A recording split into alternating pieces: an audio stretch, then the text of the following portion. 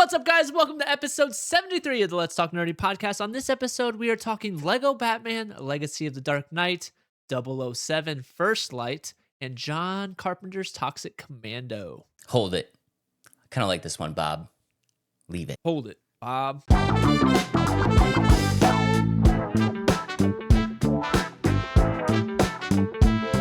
Is it something from a Batman? Batman Returns? The OG Batman. I'll give it to you, though. Okay. We're giving it to you. Batman, just regular Batman. Yeah, Just Batman 1989 straight. Batman. Michael Keaton. Michael Keaton. Do you know what I love scene Michael specifically? Bob. Nope, I don't. Okay, this is the That's so scene. long. Did you watch the Lego Batman trailer? Spoiler alert, guys. Did you watch the Lego Batman trailer? Oh, yes, the with the Joker. When the art scene. Yeah, the art scene, yeah. When he's when they're throwing paint all over the art, but he sees that one that's like kind of like crazy devilly, and he's like, hold it, Bob. I kind of like this one. That's funny. That's good. That's good. That's Man, good. I love that one. I love all of the Batman movies, to be honest. They're so good. All of them are so good. But that's one of our topics tonight. But before we get there, you know what time it is? What time is it? Oh, where's my music? Wrong thing. That was my voice. That was my voice. You made yourself a little chipmunk. No, That's what I meant. Introduce it like a chipmunk. Comment section cinema.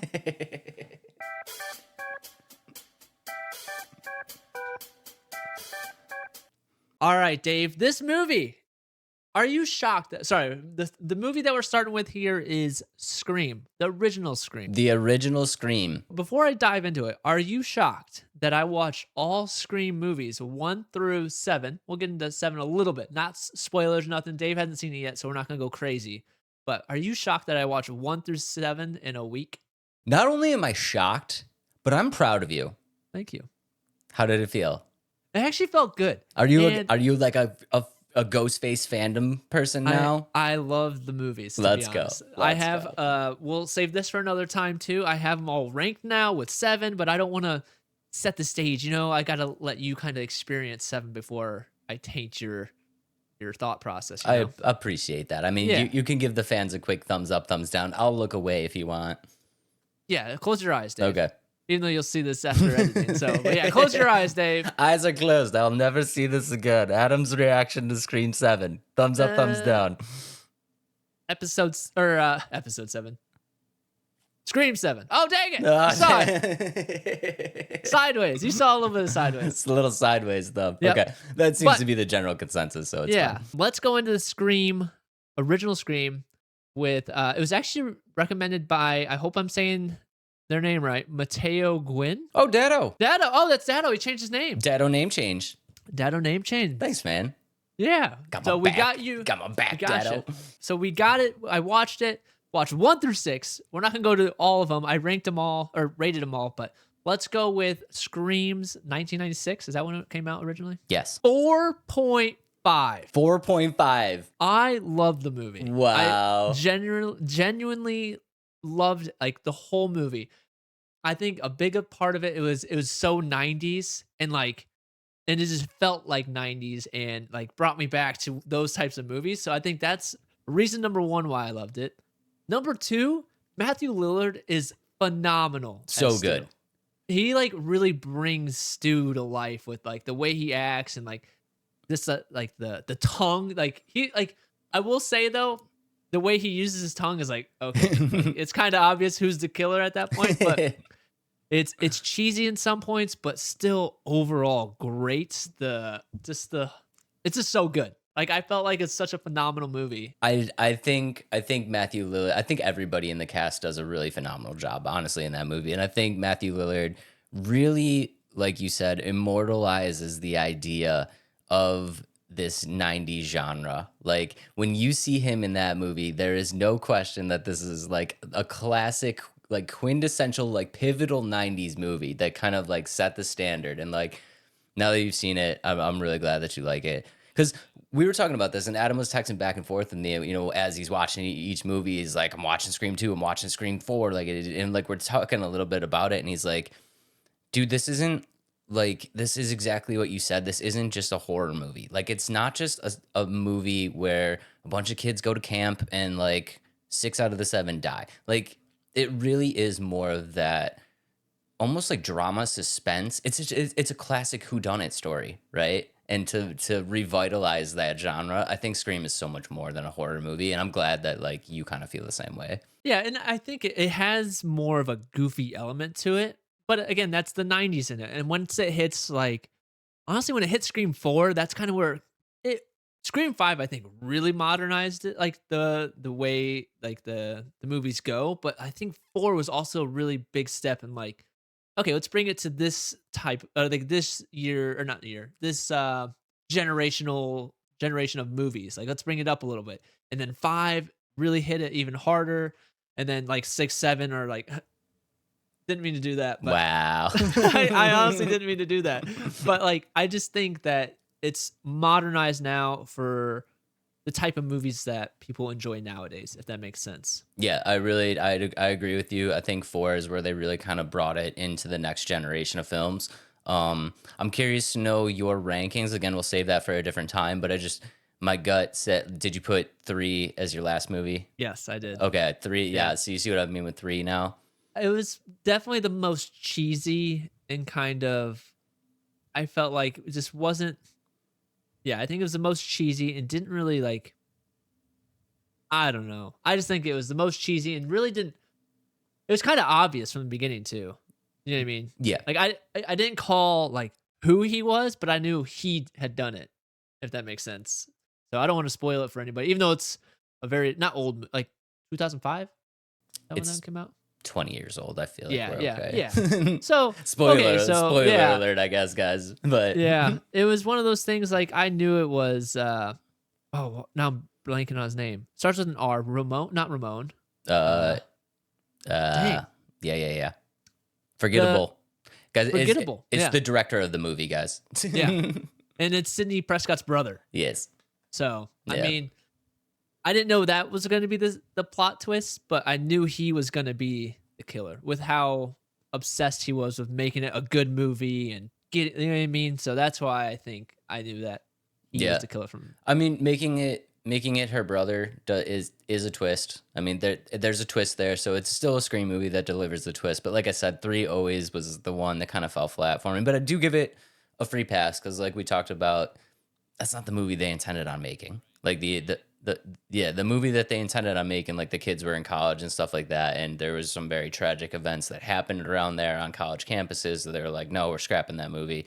So this isn't.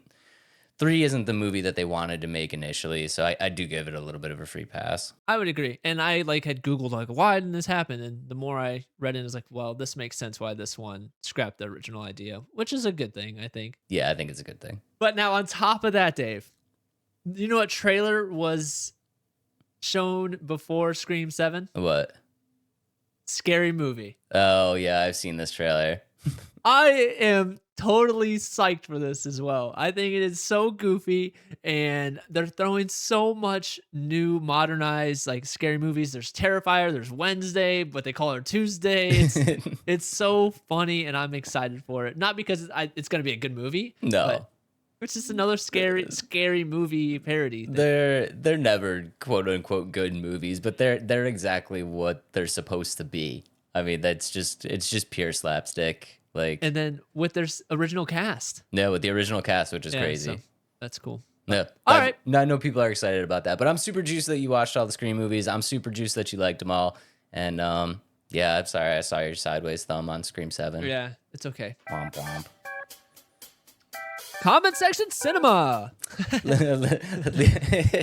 Leave your comments in the comment section cinema, man. Any movies you want Adam to watch, drop them in there because he's real diligent at doing them, and the rankings are coming through. Goodfellas is next, I promise. That's been commented twice, once by Dave and once by somebody else. I can't remember. It was also on episode 72's comments, so that's going to be in the works. You're gonna love it. I'm not trying to troll you here. I'm not gonna leave recommendations for crap movies. I mean, these are, if I put it up there, I think you're gonna like it. I appreciate it. Nope. And we also have Multiplicity. One of my has Michael Keaton in it, actually. Yeah. Yeah, so that's another one that's on my list. But Dave, what have you been playing? What have you been doing? I'm gonna be honest, man. You know what I got into? What's that? We played a little bit of Reanimal. Talked about it on the Oh, podcast. yeah. Finally got my Okay. hands on Reanimal. Loaded it up. Tarsier Studios. Well done, guys. Oh, wrong one. Well done, guys. Just a true return to the Little Nightmares franchise. 1 and 2 are phenomenal. 3 again fell off the rails a little bit. I just felt like there was nothing there. Again, not done by Tarsier Studios. But this one they just really brought it back, and I'm really having a great time with it. That's great. You and your girl, right? Well, I'm actually playing this one solo. Oh, okay. So it is solo. You can play it solo. Unfortunately, like we talked about it on the podcast, this one did not come with a friend pass. Oh, that's right. Which I'm a little upset about. I'm not gonna lie. Yeah, because that was one question we didn't have answered. Yeah, we were trying to figure out. Wow. Yeah. Okay. So the solo version of it, the AI is fine. It's serviceable. I would much rather obviously play with her, but yeah, definitely. Yeah, but like the AI is serviceable. But I'm still having a great time with it, and they brought it back. They really brought it back to the vibe and the feel of the first 2 games. So I've been having a great time with that. Does it have local co-op? Local co-op, yes. Okay, so that'll work when you go visit her. Yeah, at some point. we can couch co-op, no problem. But yeah, very weird. I think even if these games even if you don't include a friend pass, you should even if you want to make money off the friend pass, you shouldn't have to buy the whole game. No, I agree. You know what I mean? If you want to make money on it, maybe like $5. Yeah, like $5. Yeah, right. And you can only play when your friend plays. You can only play when somebody who's purchased the full game is playing with you. Right. Right. Like that just makes sense to me. I would agree, especially like you said, if you don't want to give a free friend pass, but that's still a way to make money. I don't know. I mean, how much money could you possibly pull from because the way that I think about it, right, is like she's not gonna buy this game. You know what I mean? She's not gonna buy it.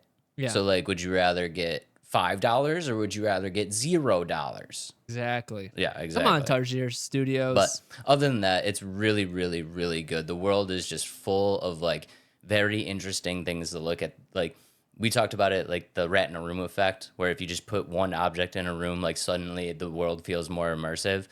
That's what 3 was really lacking. I was just walking into empty rooms and I'm like, why am I here? What am I doing? But this one, they really went back to their roots, and every single area that I'm in is really immersive and just really enjoyable to play through.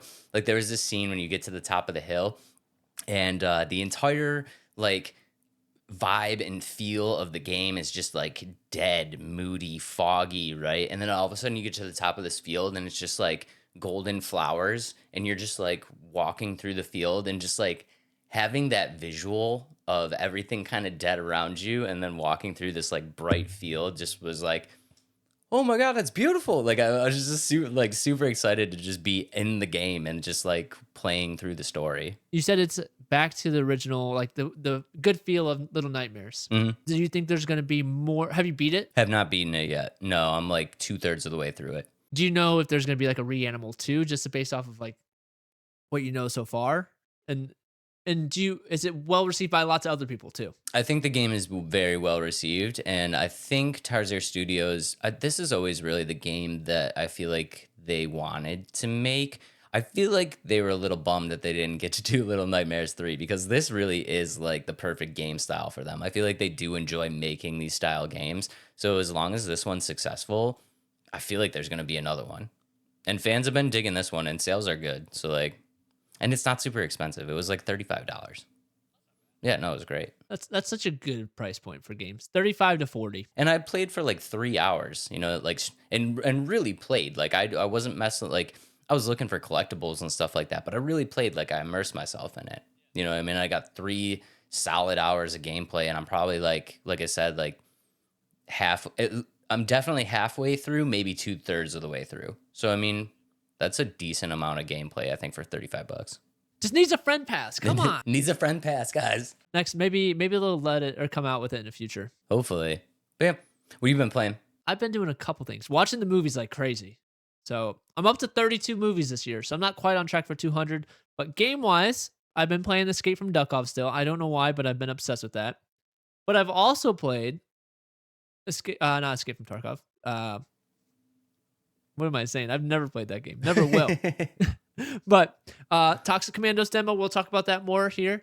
But with how much I watch the Scream movies, I've been into like murder mystery stuff. Let's go. So we're playing. My wife and I are doing Myrtle, which is Oh. like a daily murder mystery. Let's go. But we bought the books, so I'm really enjoying those. I like those a lot. So That's not so much fun. video games, but like murder mystery stuff. But, There was like a whole series of murder mystery puzzles that we wanted to get into. oh yeah, there's a bunch out now. There's so many of them where you have to like, but you put the puzzle together and then it gives you the clue. That's really cool. Yeah, we're gonna have to get into those. Yeah, we I'm will. sorry, That's I'm cool. rambling now. No, it's okay. But that's all I've been doing.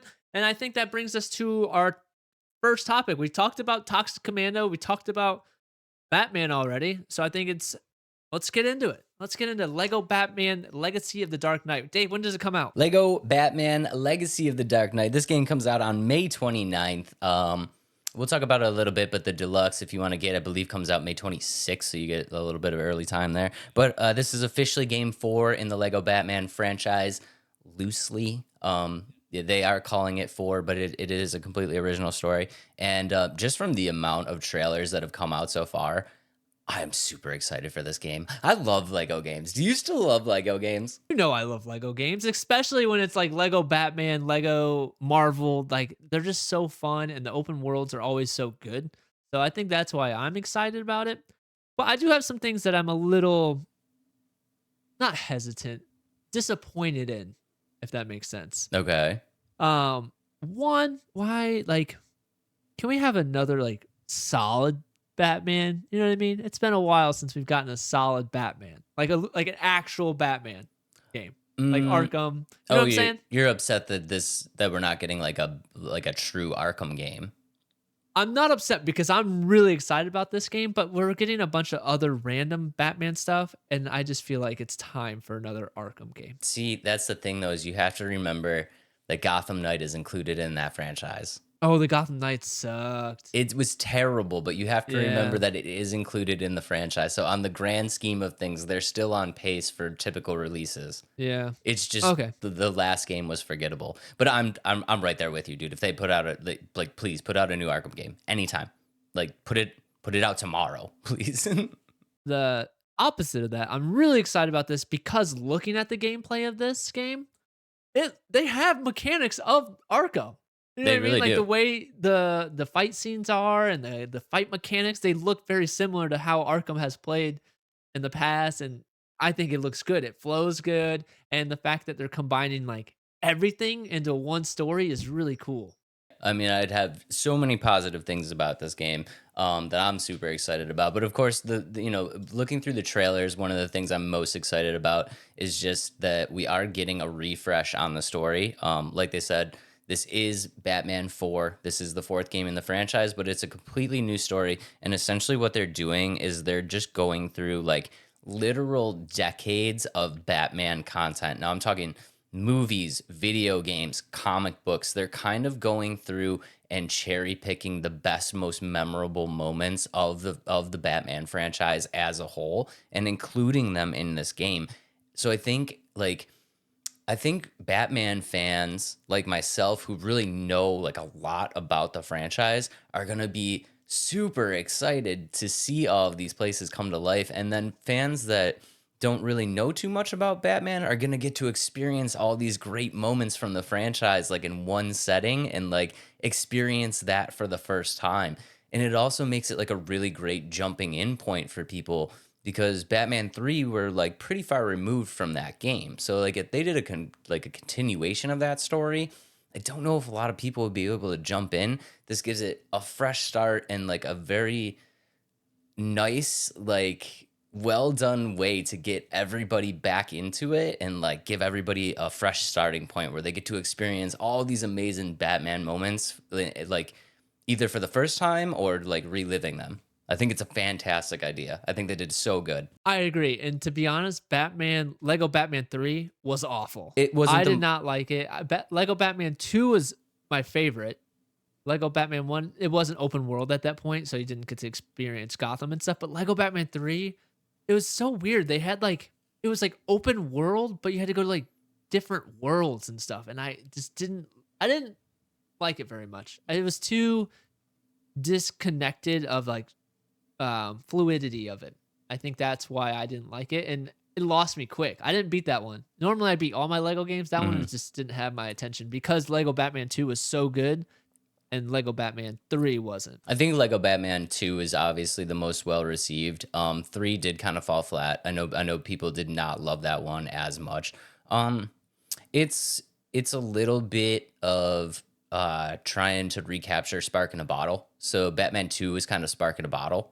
I think it's really hard to duplicate that. Like just in my heart of hearts, I kind of knew 3 wasn't going to be as good just because 2 was so great. But yeah, I don't disagree with you. 3 is not the greatest game. It's still fun because it's Lego Batman, but it's not the greatest game. But I do really think this one brings it back. Like you said, this game is going to be full of Easter eggs and tributes to the classic Batmans and very, very, in many different ways.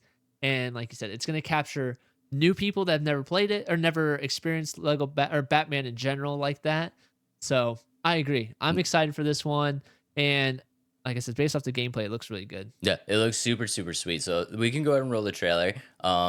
Adam grabbed the newest trailer, which is obviously the 1989 Batman that we talked about in the beginning. This is the scene where the Joker goes into the art museum and he's defacing all the art and all that stuff. This is an absolutely fantastic scene, and I think if you watch it frame by frame, it's so reminiscent of the film, which just really kind of leads its way to me just believing that they're going to stay so true to the source material and really bring these moments to life. I'm super, super excited for this, but I do apologize. I'm going to look at my notes, but I actually dove through all of the trailers available to just kind of cherry pick my favorite moments that they showed. So in this trailer, of course, we have this museum scene, the Bob scene where he saves the painting. I love this one. But in the Heroes and Villains trailer, we see so much more. So this is one very specific scene. In the Heroes and Villains trailer, it really chops around, and we see so many moments from the franchise as a whole. Like, we get to see the Tumbler from the Dark Knight series. We get to see the walking into Arkham scene where Batman is bringing the Joker into Arkham from the original Arkham game. They have the street scene with the Penguin from Batman Returns. They have the Joker surgery scene from this same 1989 Batman movie. They have the Two-Face circus scene from Batman Forever. They have a Firefly appearance. They have a Ra's al Ghul appearance. They have a Batgirl appearance. They have the Poison Ivy lair from the most recent Arkham game. They have Mr. Freeze scene from Batman and Robin. They have a Bane appearance. So it's like they're really cherry picking like all of the really kind of like the greatest moments from this franchise as a whole and jamming them together into one really cool thing, and I'm super excited for it. Like the reveal trailer had the ice sequence scene from Batman Begins. Did you see that? I did, yeah. Yeah, so I mean It's so good. They're going back all the way to like maybe not even the most popular like Batman stuff, and like Right. cherry picking great moments from that too. They had the Shrek Tower scene from Batman Returns. Like right now we're seeing Catwoman. Like there's so many very, very cool moments, and I'm really excited that they're bringing this all together. And I think a lot of it has like it looks fun too, and they're bringing a lot of different Batman like characters in terms of like different suits and stuff too. Yeah. And there's Robin, and I just think that it's going to. I think this has a potential to be one of the best Lego Batman games. I do too. I think it has the Yeah. potential to be one of the best Lego games, period. I agree. Yes. I'm with you. So like Adam grabbed the other trailer right now. Like this is the Poison Ivy lair from Yeah. from the Arkham game. Like that's the Penguin scene from Batman Returns. This is the Mr. Freeze scene. Like this is like there's so many different things. There's Bane, like there's the animated series Batman. It's like every clip that they put in here, I'm like, oh my god, that's that thing from that thing. Like You know what? It seems like they're missing what?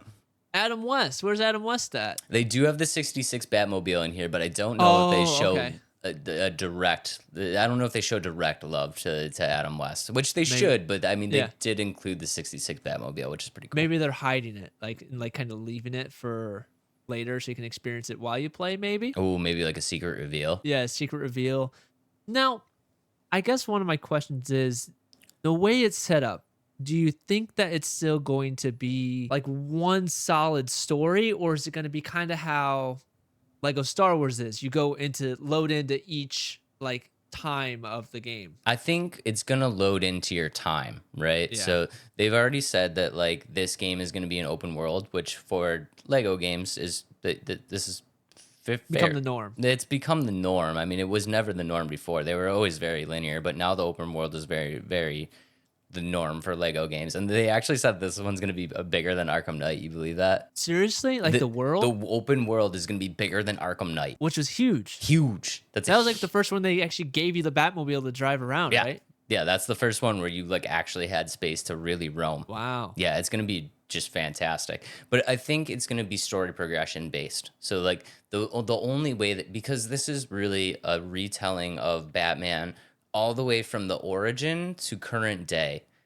So they have to do it in a linear fashion. So I feel like you're going to have an open world, but you're going to have story missions, and the story missions are going to progress you through time. Like it just makes sense that like mission 1 you would find the Batcave, and then mission 2 is like the ice scene with Ra's al Ghul and Batman Begins. Like it just makes sense that you kind of follow this timeline.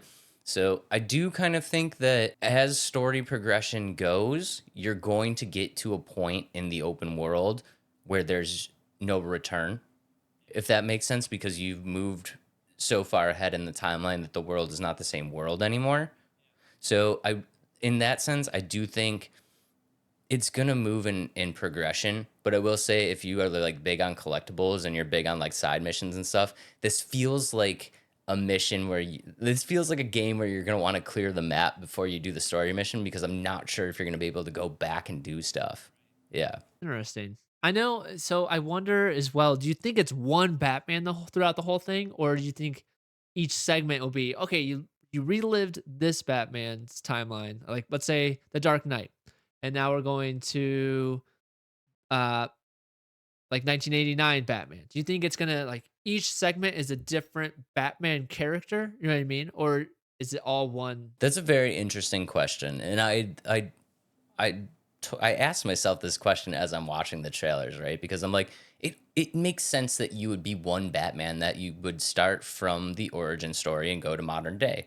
But if you look at the trailer specifically, you see different incantations of characters, specifically the Joker. So we saw the 1989 Joker look very much one way, and then we saw the Heath Ledger Joker look very much Heath Ledger Joker. So it's like, are those two different people, or are they just skins? It's hard to tell. I would say that the way that Lego Batman, like Lego games work in general, they are very big on cosmetics and costumes and stuff like that. So I would say you're probably playing as one character, and these are all just single characters. They might just be showcasing the different looks that you can give them. I guess one way that they could do it too, and I hope it's not done like this, and kind of like how it was the original Lego Star Wars, where you like walk through the door and now you're doing this mission. They can kind of do it like that, or like how Crash Bandicoot is, but like there's one central location where you do that, but then there's the rest of the open world you get to explore. It reminds me of Nightmare Before Christmas, when Jack finds the trees and he can go to all the different spots. That's what it kind of reminds me of. So I wonder how it's going to be. I would like it to be a continuation of one Batman, and he changes, he evolves as you play the story. That's what I want. I mean, I want one character that's going to take me all the way through. Like, I really do think that they're just kind of showcasing all of the skins that you can get for each one of the Lego characters, because they are really kind of going heavy on the amount of collectibles and specifically costumes that you can get for each character. So I think they're probably just showcasing all of the different costumes that you can have. But looking at the trailers, I mean, there is a slight possibility that you could warp into, like, you know, like we said, you could go to a point of no return where you've moved into a different section, right? So maybe they start with Heath because he's a little younger, and then you warp ahead and you get the Jack, you know, Joker, because it's like he's a little bit older, you know? And they did say that it's an original story. So I think that like it's paying homage to the originals with certain scenes and things like that, but the whole story is original. So that would make it, to me, it would make it seem like it is a continuation as one character. Yeah, I feel like I do feel like it needs to be one character. Okay, so I just did a quick Google search too. I don't know.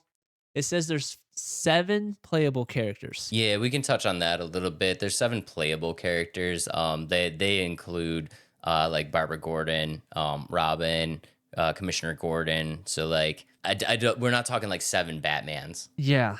Do you think that's annoying though? What? Given how Batman or Lego games have been in the past, where you get to play as everybody and anybody. Spoiler alert, I know this is a huge topic of discussion. And fans are kind of not happy that there's only 7 characters. But for me, like, this is great. I don't love flopping between characters. I really don't. Like, I want to load up my game. And this is the Dark Souls in me, right? Because you build your character and you just you craft it the way that you want it to be, and that's your character for the entire game. I don't love switching characters. See, I do. I think that's what makes Ugh. Lego games so fun. I If don't that makes know. sense. Like unlocking all these characters. But so like you said, there's 7 different characters that you get to play as. Batman, Catwoman, Robin, Batgirl, Nightwing, Jim Gordon, and Talia al Ghul. And they all have different progression systems and trees and like that. So it's almost a Dark Knight game or Arkham game with a Lego skin. Almost, Yeah. yeah. I just for me, like, I don't know if anybody else feels this way, but like specifically in certain games, like a progression tree is a lot for me. It almost stresses me out because progression trees have they've evolved so much that there's so many things you can do.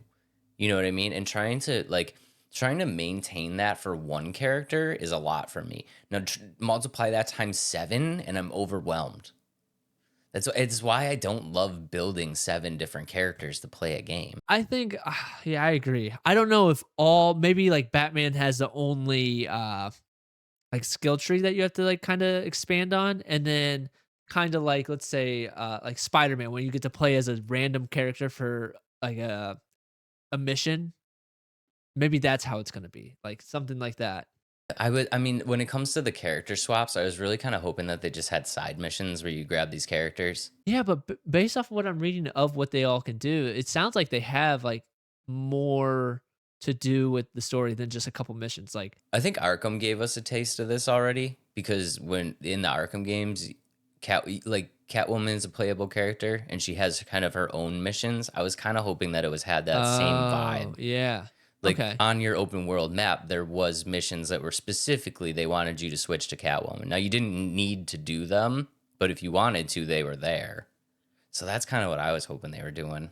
I'm a little disappointed that it's not 150 different characters, and but that's just me. That's how I love the Lego Batman 2, Marvel Avengers.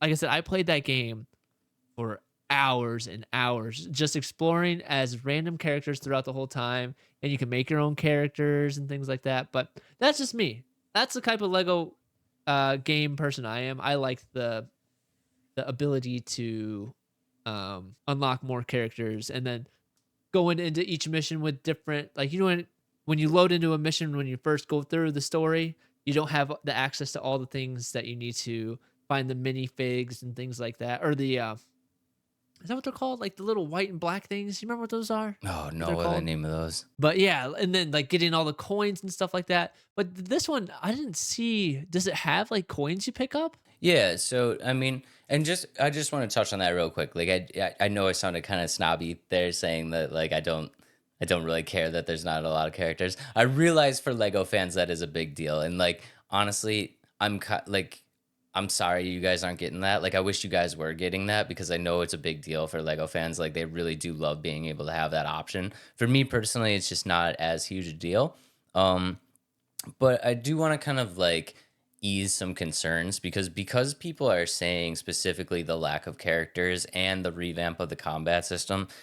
They are kind of getting the vibes that this is more Arkham game than Lego game, and that's true. I mean, it is true. We're getting a lot of aspects of the Arkham game, but I think the aspects of the Arkham game that we're getting are very good improvements to the series, and they have assured us that this is still a Lego game. So like I mean, I can't speak for the developers, but I just want to let people not worry so much because the aspects of the Lego game are still there. Like you still have the buildables, you still have the innovative puzzles, you still have the gadgets and the environments, like you still have all the collectibles, you still are able to do all of the things that you wanted to do in the in the Lego games. Like builds are still a huge thing. You're gonna have to collect things throughout the levels, like all of that stuff is still there. there's just a little taste of the Arkham game that makes the gameplay itself kind of a tiny bit more challenging and a little bit more fluid in the combat sense. I think that's a good thing and a bad thing, but that's just me. I don't know. I've just grown up playing all these Lego games. You collect all the coins to fill up your meter, and Yeah. when you hit it, and it like glows, and like it's like superhero and something like that. But overall, I'm really excited about this game, and actually, my son is so excited about this game. He brings it up. He's like, "Oh, like, can I get my Lego game?" I'm like, "Dude, it's still 3 months. Relax." Like, but so I'm very excited about it. But just kind of how you said, you can see why some fans are disappointed, and I'm not skeptical about this game at all. It's going to be a very fun game. Just I think it, to me, like, it's almost hard to look past some of that, the aspect of, oh, I just beat the Joker, I unlocked him, I should get to play as him, if that makes sense. But the way the combat is and the open world aspect, I think it's kind of like a catch 22. If you want really good mechanics of the game, you can't have all these characters, because how are you going to have mechanics for all these characters and different abilities at this level of mechanic, if that makes sense? As interesting as it is to say, I mean, Lego is still very much a kids franchise, No, but for sure. the Lego fans, specifically Lego Batman, who have grown up playing Lego Batman 2, but Lego Batman 3, like, we are unfortunately just getting a little bit older, right? So I think this introduction of the Arkham engine into the game style, it's like it's giving you that same Lego nostalgia, but it's just kind of like increasing the combat difficulty and fluidity and like uh just kind of motion to kind of fit where you are right now as a gamer, right? That's Because fair. it's like how you were playing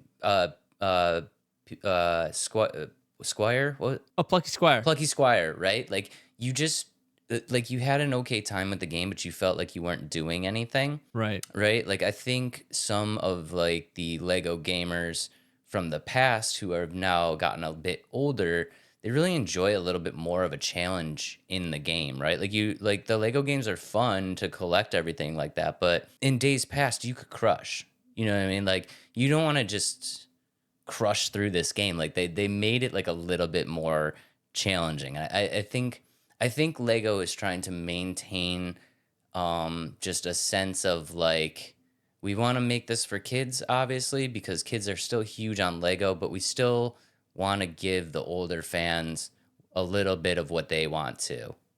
And I think they did a great job with it. It's definitely appealing in that sense.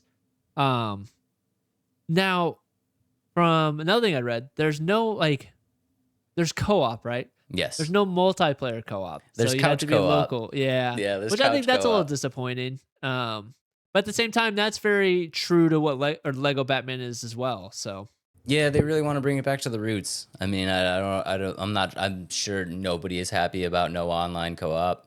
I'm honestly not super stoked about it either because it is hard. It's hard to get somebody to like, it's hard to get together and just game on the couch anymore. You know what I mean? The online would make things much easier, but yeah, those are the two bugaboos. Those are the two things that people are really upset about is the lack of playable characters and the lack of online co-op. overall, the game looks really well done and fun, and just a capture of all Batman in general.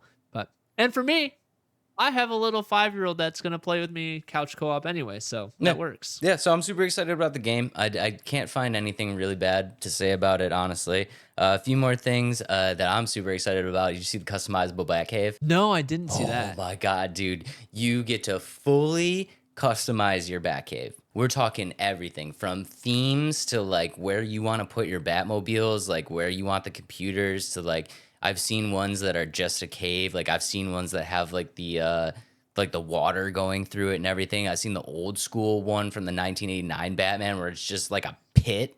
Like, yeah, it's just the pit one. And like, dude, you can put all of your collectibles in there. You can put all of your trophies that you get in the game on display. You can have an entire like wall of like your bat suits like put out on display. Like, it's so cool. Like the customization that you're going to be able to do in the Batcave is so sick. And we touched on it a little bit too.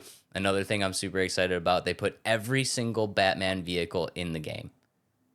They're on record saying we have put every Batmobile in the game, all the way from the 1966 to the animated series one, which I'm the most excited about. You got the Tumbler, you got the 1989 Batman, like everything, like all the Batmobiles are in the game. Super, super, super excited about that. Which is your favorite? Oh, an animated series by far. Really? Yeah, animated series by far. I love the Tumbler. Is it okay if we put a cut here? Yeah, yeah. I think we are back. Dun, dun, dun, dun.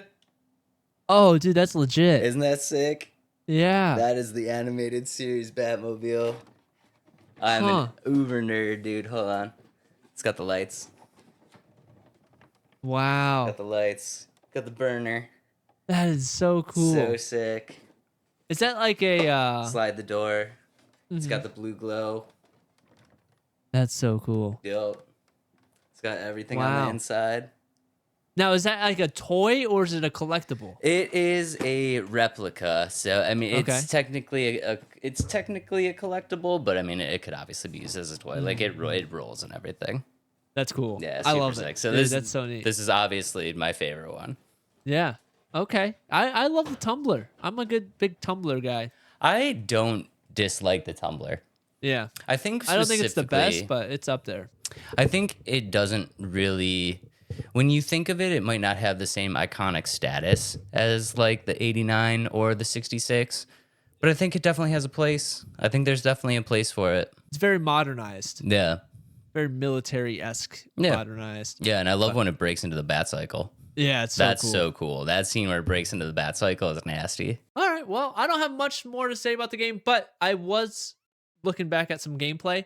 You still have the coins that you pick up. Oh, yeah. Yeah. So I was like, when I first watched it in the cinematic trailer, I didn't like the coins weren't popping up as they showed glimpses of the gameplay, but going back to a different, like the 30-minute gameplay, you do pick up coins and things like that. Yeah, and thank you for doing that. Like I said, guys, like I do want to ease a little bit of concerns. Like there are some changes to this game, but this is still a Lego game. Lego Batman at its core. Yeah, there's still buildables. This is still a collectathon. Like you're still going to be able to do all the things that you expect in a Lego game. Just the combat system is going to be a little bit more revamped. It's going to be a little bit more challenging if you want it to be that way. So if you want to just play and run through it, that setting is still there. If you want a little bit more of a challenge, they have increased the difficulty and given us difficulty sliders. So much so if you want to just go like balls to the wall, the hardest setting, if you die 3 times, you have to restart the whole mission. Really? Yes. Okay. So they're really emphasizing like making it more of a challenge if you want to play that way. Yeah. Yeah. Cool. Very, very cool. Last thing I want to talk about, this game will drop for $70, digital and physical. Okay. That's going to just unfortunately be the norm. Yeah. But it's for Lego. you guys that are super fans, you're probably a little bit curious about the deluxe, so I'll run through the deluxe real quick.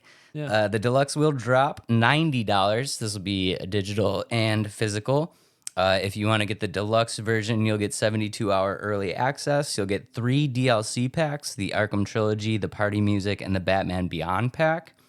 The packs themselves are very, very much tied to cosmetic DLCs. So the way that the packs work is that each one of the packs is going to have 7 new suits, 1 for each character, 1 new Batmobile, and 5 Batcave props. So that comes for each one of the DLCs, so you'll get 31 extra items included. But here's where things get a little bit interesting for me. If you get the deluxe edition, you get all 3 of those DLCs, but you are also getting a promised DLC, which will drop sometime in September, they're saying, of 2026. And that drop is going to be the Mayhem Collection, where you get to play as Joker and Harley Quinn. Right? Dude, that's such like... Right? We talk about this all the time. Like putting main components of a game behind a paywall, a big paywall too. Not just like a couple bucks. No, a huge. Come on, Lego. Come on, Warner Brothers. Be better. For 20 of extra bucks, you get all that.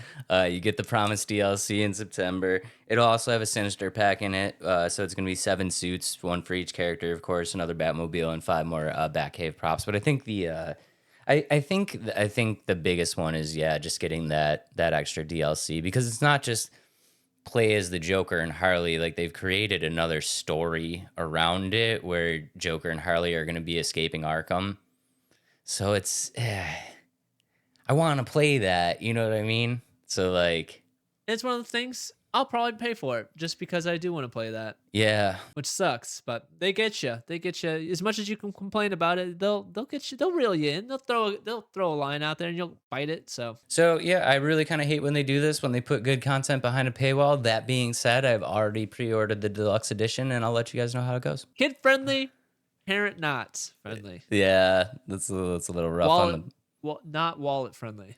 not wallet friendly. No. That's okay. Dave, this game has, let us know in the comments what you think about Lego Batman Legacy of the Dark Knight. But Dave, there's a lot of movies out there of Batman. A lot of movies about Batman. Variations of revamps and requels and prequels and reboots. Yeah. So many. So that means you are going to blind rank the best or not so best Batman movies. This is going to be one of the hardest blind ranks we ever did because I genuinely love aspects of all Batman movies. Well, I'm an let's see uber how fan. I did. Okay, how I did. let's see how you do. All right. So the very first one, The Dark Knight Rises.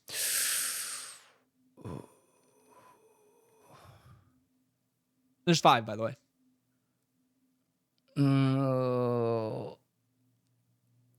What did I give you? 5. I gave you a banger from the beginning. 5. What? 5. 5, Dave? 5? I love Tom Hardy, but the Bane voice it's a bit much. You think darkness is your ally? I'm going to have to put this 1 out of 5 because of the voice. Oh, you merely adopted a dog. I was born. I was born in the darkness. Okay. I love Tom. Tom, I love you. Okay. And as Elfie, you are fantastic. Peaky But not as Blinders. Bane. You suck. That stings. Well, you said it. You put it at 5. It's basically what you're saying. Still a All 5. right. Still a 5. So fun. All right. Next option is Batman Returns. Ooh, did you done do it though? This is seriously underrated sequel. 2. 2. Putting it Okay, at Batman 2. 2. I like love it. Batman Returns. Yeah, it's a good one. So I good, agree. dude. So good. Michelle Pfeiffer as Catwoman is insane. Yeah, I She agree. nails the role. I don't disagree with you. So good. But okay. Third option here, Batman versus Superman. Bro. 4. Hey, you did it, not me. That doesn't count. Okay. Next option, The Dark Knight. Oh.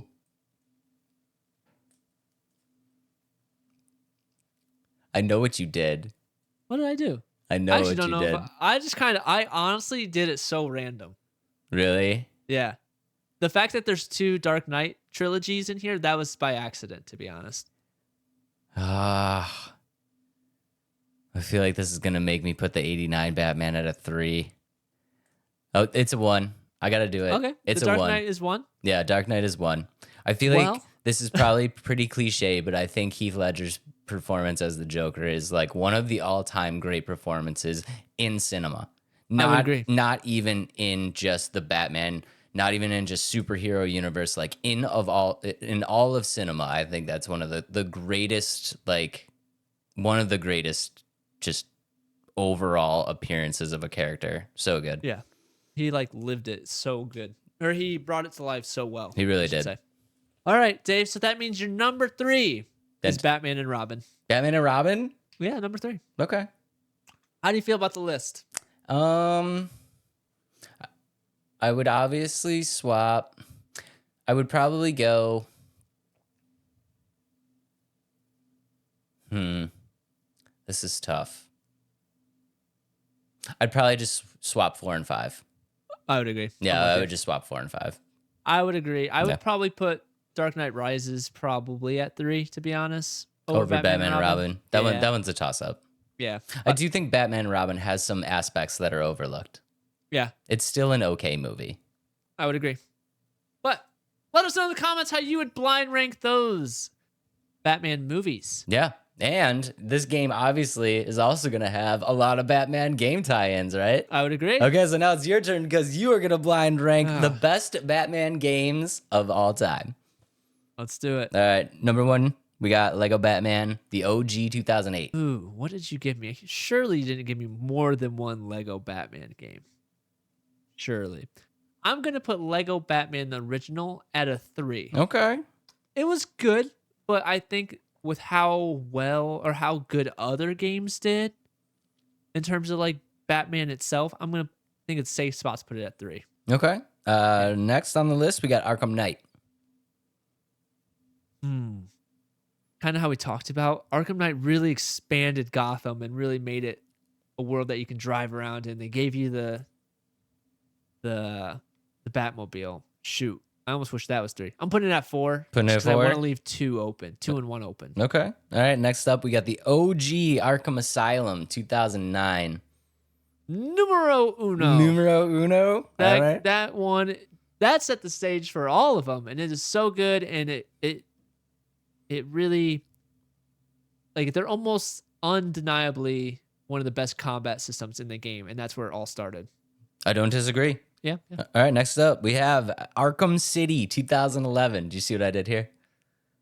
I essentially just wanted you to rank all the Arkham games. Yeah, that's 2.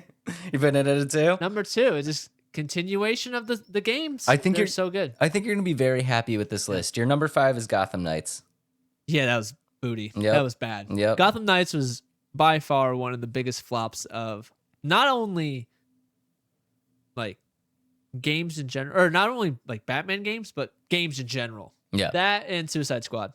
I'm glad you didn't give me Suicide Squad because I No. mean it's kind of Batman, but it's not. I kind of just wanted you to I put one Lego in here because we were talking Lego, and then I kind of just wanted you to rank the Arkham games. Yeah. And then Gotham Knights was a curveball in case you had Yeah. the number 1 spot open. I would have trolled you. You would have got me. Yeah, you would have I got would've me. got you. But I played it pretty safe that time. You did good. I think your list came out great. Let us know in the comments how you would rank those Batman video games. And that brings us to topic number 2. We were on Batman for a while, but We topic were. number 2, 007 First Light. Do-do-do. No, wait, that's not how you do it. How does it go? There it is. Yeah, there it is. Dave. That's just GoldenEye. That's just the opening scene to GoldenEye just burned in my brain from now until the end of time. As it should be. Such a great movie, such a great video game. And that brings us to great video game question mark. Are you excited about 007 First Light? I'm going to be honest. I'm super excited about this one. I think this is going to be a night of excitement for all the games we're talking about. Honestly, I think this is really great. So if you guys haven't seen this yet, the 007 First Light, it's going to drop May 27th. So we're right around the corner. It's from IO Interactive, of course, the same people who did Hitman. And I think what we're seeing here is like a true refresh of the 007 series. And we talk about this a lot. Sometimes we don't love the revamps. Like, how many times are they going to keep revamping it? I think 007 is a franchise that needed a revamp. Do you agree? I feel like it's been so long to not have a good 007 game either. I think just as a whole, 007 needed a revamp. Now, this is no throwing shade on Daniel Craig. I think he did an amazing job as James Bond for the time that he was given to do it. But in the grand scheme of things, like, we had No Time to Die in 2021. Forgettable film. Like, there was no redeeming qualities about that. The last game that we got, we haven't gotten a game since 2012 when they did 007 Legends. Never heard of it. Right. Yeah, like, that's a game that came out for the Wii U was still popular when that game came out. So, like, that's how far we're talking. So, like, I just feel like this is a franchise that was getting kind of tired, and this is just a very needed refresh. Wipe the slate clean. Let's start over, because this is a great franchise. Like, everybody loves being a secret agent. Like, obviously you can make that super cool, right? But when it gets stale, it gets stale. There's nothing you could do about it. So I think them kind of wiping the slate clean, starting over, saying we're doing 007, but we're going to do it fresh, because this is an origin story, if you guys don't know. We're going to do it fresh. We're going to do it our way. We're going to do it from the beginning. And this is another great jumping in point for people that may have never been into the 007 franchise before, or just kind of fell out of it because it's been, so long, or they fell out of it because it hasn't been that great. This is a great time for everybody to get back in on the ground floor and kind of get excited about James Bond again. To your point that it's kind of a nice refresh, I feel like and I understand that 007, it's not a singular person, if that makes sense. Like when 007 is good done or retires, there's a new 007 that takes his place. But to be honest, like I feel like the consistent reboot of it kind of gets not annoying, but it almost like it loses its luster when it's somebody new every trilogy, you know what I mean? It's rebooted. Whereas like the fact that they're bringing it to a game with kind of a new origin story, they can keep it moving with the same person for however long they want to, if that makes sense. Because yeah, it'll be a different like maybe it'll be a different voice actor, but at the end of the day, like that character can live on, especially as this is an origin story. He's starting him so young, so like it can move on throughout his career as 007. And I think that's really a good way to keep it going without rebooting every 5-10 years, if that makes sense. Yeah, and I mean, we've seen that reboot process come and go. I mean, obviously, we started with Sean Connery, like the OG. Phenomenal job, did great. Video games were not a thing back then, so that doesn't even matter. But we had, Sean Connery, the OG, and then Pierce Brosnan kind of took over. And then, I think Pierce Brosnan was a great 007. I think he did fantastic. I love the movie. I love those movies. That, of course, gave us GoldenEye and that whole era. And then Daniel Craig takes over. Like, yeah, it's okay. Like they have to keep recycling it. And I give it a little bit of leeway because 007 is such an iconic franchise and it's so old too. Like it's carried for forever. But a lot like you said, I'm really excited that they started with a fresh origin story. They're going to be able to maintain this story for a certain amount of time, and kind of keep it going. And like I said, great jumping in point to get everybody back in, get everybody back on board, start fresh, and let's relive the James Bond story. And I think it's going to be super cool. And with that, on top of that, like it looks fun. Like the Yeah. game itself, the gameplay looks fun. IOI, Hitman is such a good game. Like you got me into Hitman Hmm. just with the stealth aspect, and that fits with James Bond, but also the action side of it. So letting the trailer of the gameplay roll a little bit, like you have the stealth, you have the action, like you have the big explosions, you have aspects that is true to James Bond, Hmm. and I think that's a great thing for them too. It feels like James Bond watching It does. this game trailer. It feels like James Bond. And one of the things that people were concerned about is obviously, IOI is responsible for Hitman. So it's like, okay, well, obviously they're just going to take Hitman and reskin it with 007. And I want to just kind of like reassure people that they've really put an emphasis on saying like this is not just a Hitman game. Now, of course, you're 007, so there's stealth aspects, and I think the stealth aspects of the game look really cool, and they do look a lot like Hitman. Like we've seen things where there's parts in this trailer where like 007 lights a pile of leaves on fire to distract an enemy. Like we do have those kind of like Hitman style aspects of the game, but we're also seeing a ton of really good action sequences. Like we're seeing the combat. If you want to go in guns blazing, you can obviously do that. You know what I mean? And there's sections of the game where it really feels like stealth is not going to be an option. Like you're going to have to relive those James Bond moments, and they're really preaching this like freedom of approach, right? So Yeah. From everything that I've seen in the trailer, I think it's kind of cool that they've introduced some of the things from Hitman, because I do really like the Hitman series. But again, I mean, we're seeing too much of this like explosions and fast-paced gunplay and like melee attack. Like there's too much of that for me to be convinced that like this is just a Hitman reskin. I think they did a really great job giving you versatility. I agree. And I love Hitman, and one of the biggest things that I have a challenge with is when I play most like games, I am guns blazing and just go in there like full blown, just like blow up everything. And it's hard to do that in Hitman. You get punished for doing that in Hitman. But for this, I really hope that you're not punished for, and I don't like we said, like there's already scenes of action and things like that.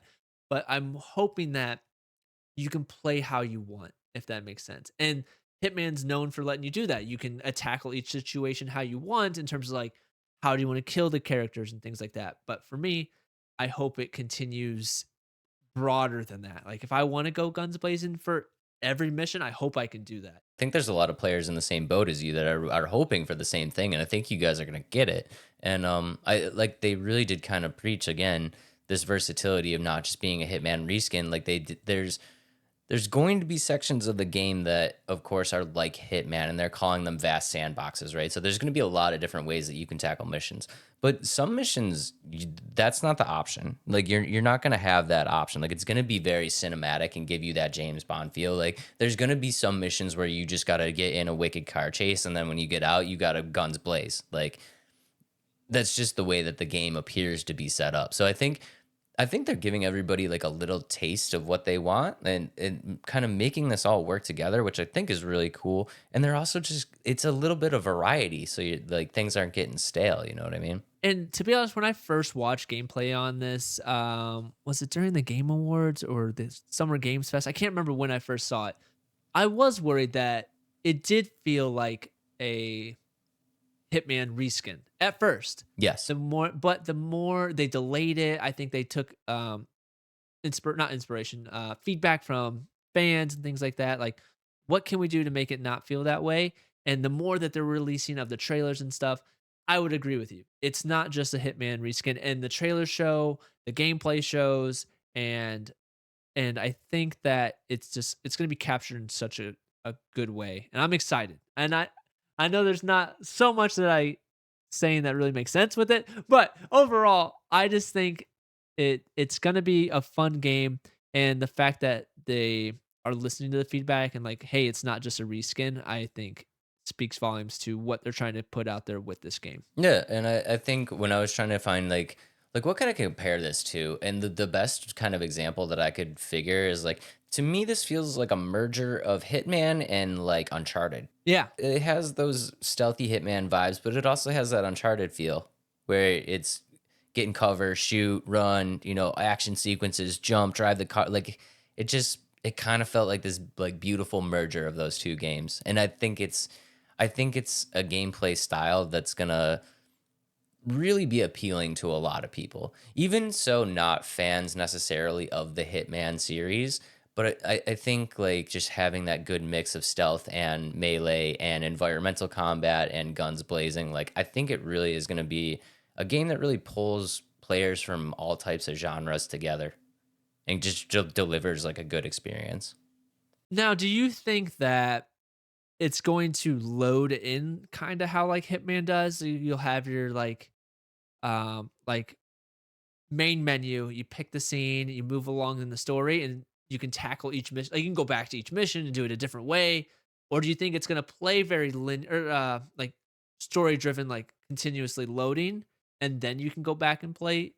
How do you think it's gonna go that way? Yeah, so I mean, I'm not sure if they're gonna adopt the like the title screen of Hitman, like how you load in. I don't know if they're gonna adopt that, because a little bit about the story. If you guys don't know, MGM Studios gave them full control, so they have full control to do whatever they want. And what they decided to do is brand new origin story from scratch.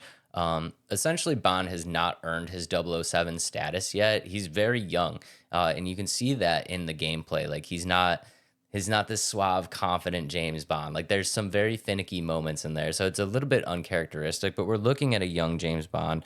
A little bit about the plot. The MI6 00 agents are not performing up to speed, so they're trying to get new agents in. Bond is essentially trying out for this 00 status. So I think the way that kind of plot works, I don't know if they can do it any other way than a linear story. Yeah, it just feels like it needs to be a linear story. I don't know if you're going to be able to load into certain missions and kind of bounce all around. I feel like they want to take you through this experience from start to finish. I think it has to be played that way. Like you said, as a story that's such a linear or origin story, and I think with how much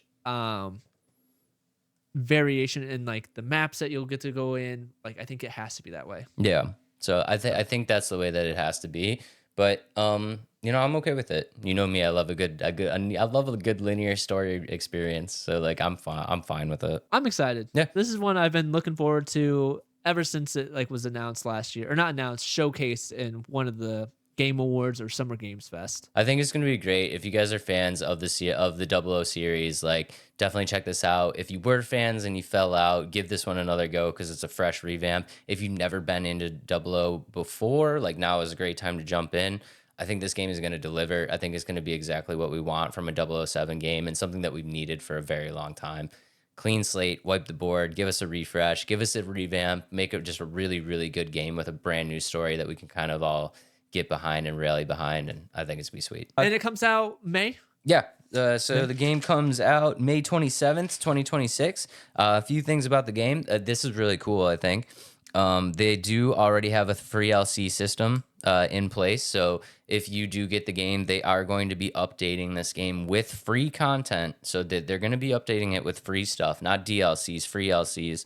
And I think that just kind of shows that they do really believe in the game and they do really want to grow the universe. Like they really do want to get people back into it. So, you know, you're obviously going to pay your $70 at launch, but you're going to get some content after that. If you guys are PC players and you're interested in the game, I would definitely jump over to Steam and pop it on your wish list, because another cool thing that they're doing is they're incentivizing wish list rewards. So once they hit certain numbers on their wish list, everybody that is on the wish list when the game drops is going to get some free stuff. So you guys will get like free skins, etc., all that stuff for the guns, for the players. So if you are interested in this game and you are on PC, jump over to Steam and pop it on your wish list so you can take advantage of some free stuff. And one thing that I wanted to talk about, because I want to see if Adam's doing it, they will be dropping a Legacy Edition that is $299.99. With it will come a replica golden gun with stand and secret compartment, a steel case for the game, a magnet, and a DLC pack with 4 outfits, 1 weapon skin, the golden gun, and the obsidian golden suit. Adam, when are you getting your golden gun? So, Dave, I don't know if I am. He texted me this. I'm the one that texted I'm Dave thinking this, about that it. I'm thinking about it. I was thinking about it. But here's the problem. Adulting is hard. You know I'm moving. Yes. I bought a new refrigerator. Okay. I bought a new washer and dryer. Okay. And I'm paying for a vacation in April. And so the bank account's draining pretty quick. You know what would look wonderful on top of that new fridge? A new golden gun. Replica golden gun. I agree. I am But a my child. my birthday is right before the game comes out. Okay. So there you go. I might have to. I want it. I might need it, but I don't know if I need it. Okay. If you guys are feeling generous, Adam's birthday is right before this game comes out. $300 is a lot to swallow. That's a lot. Yeah. A gun that I'll never. It'll just sit there and collect dust. It's a pretty cool collectible, but yeah, $300 is pretty steep. But yeah, You're doing it? no, I'm not doing it. Oh. No. Okay. No, I'm not doing it. I thought you made it seem like you were gonna get it, so No. I have to get it. No, Oh. no. Well, then that answers the question. I'm not getting it. Adulting is hard, bro. I know, but it looks really cool. It does look really cool. So if you guys, obviously if you guys are Uber 007 fans and you got some extra money to throw around, that's available for $300. Other than that, the game will drop $70. What was the date again? I'm sorry, I'm really May 27th. today. May 27th, the game will drop $70. Looks pretty sweet. Pop it on your Steam wish list right now to get those incentives. And yeah, I'm super excited for the game. It's been on my wish list, but let us know in the comments if you're excited about this and what do you think about it? Is it something that is a Hitman reskin in your eyes or not? Let me know. Let us know. Let us know in the comments below. And that brings us to the section of the show that I am the most excited about. Would you like to go first and get it over with, or would you like to go second? Let me go first. You're going to go first. Yeah. Okay. Dave. How many questions did you do? 5. Okay, good. There you go. How many did you do? I did 35. 35, huh? I'm just kidding. No, I did 5 as well. Okay. Ladies and gentlemen, we are going to be doing the Impossible Quiz Nerdy Edition. Essentially, what's going to happen is I'm going to ask Adam a bunch of impossible questions, and if by chance he gets them right, he's going to be miraculous, but most likely he's going to get them wrong, and for every wrong answer that he gets, he's going to have to eat a Bean Boozle. Okay. Are you ready? No, but yes. Okay, question number 1. The great Christopher Walken has appeared in how many movies? I don't know who that is. You know Christopher Walken? Who's that? You 100% know who Christopher is it? Walken is. What's he in? Give me a movie that he's in. Sleepy Hollow. Joe Dirt. Dave.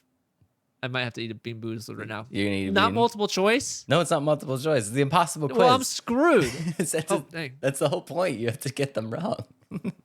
I have to get them wrong. Yeah, that's the whole point. Let's go 9. 9 movies. Yeah. The answer is 148. He's a very popular actor. Apparently, I suck as a nerdy podcast host. Hey, you know what? Is that cheating? Come on. That's it's cheating. Toothpaste. Yeah, okay. All right, let's see. This one, it's got red dots on it. Oh, that's pomegranate. Oh, no, wait. No, it's... Oh, no. Dead fish? Dead fish or strawberry banana smoothie? Please be a banana smoothie. I might throw up. Oh, thank God. It's smoothie? Mm-hmm. This is ridiculous. But it's got like a hint of something bad, but I can't tell what it is. Okay. All right. Yeah. All right. You started off strong. All right. Question number 2. In the original Amazing Fantasy 15, who is the killer of Uncle Ben? These are great questions.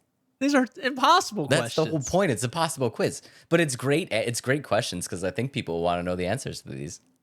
What was the question one more time? Sorry. In the original Amazing Fantasy 15, what is the name of the killer who killed Uncle Ben? Sandman. No, his name is Dennis Carradine.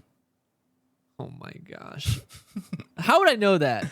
You Tutti Frutti or socks? Dude, seriously? tastes like bubble gum. That's ridiculous. 2 for 2, but 0 for 2. Oh God, this is if you don't get one, I'm gonna be real mad. All right, question number 3. In Resident Evil 4, Oh my God. I don't know anything about Resident Evil. what is the parasite name that started the zombie apocalypse?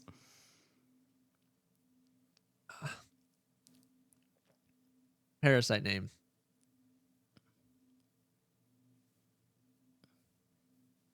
Poobaloo. Las Plagas. Oh my gosh. All right, this one it's yellow. Oh man, this is a new flavor. Wet dog or banana, right? Yes, wet dog or Top banana. Top banana. What does top mean? But anyway.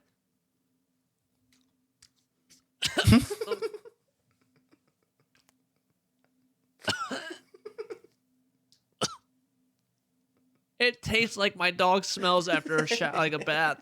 Ugh.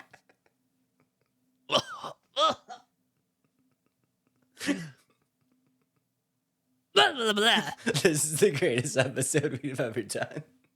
Oh. This is the greatest episode we've ever done. Are we done yet? No, you have 2 more. Oh, Dave. All right, next up, we got in 1966, Poison Ivy's original appearance. What is her actual name? I'm not a fan. Original Poison Ivy's name? Yep. Margaret. Pamela Lillian Isley. Oh my gosh. All right, here we go.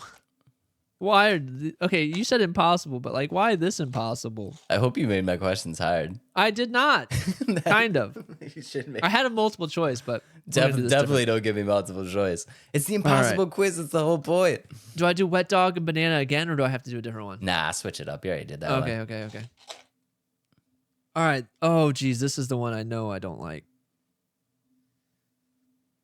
Oh wait. Oh, that's peach or barf. Yeah, I can't do the barf. I'm sorry. All right. Can't do it. We'll let you skip the All barf. right. Juicy pear or booger. Okay. That one's not bad, but That's not still terrible. not good.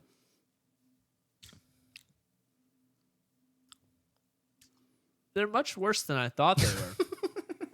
It's got like a tang to it. Little salt action going on there. Stop. All right, you're doing great. You're doing great. You got 2 good ones. You got 2 bad ones. All right, on to the last question. Oh, jeez. Are you ready? No.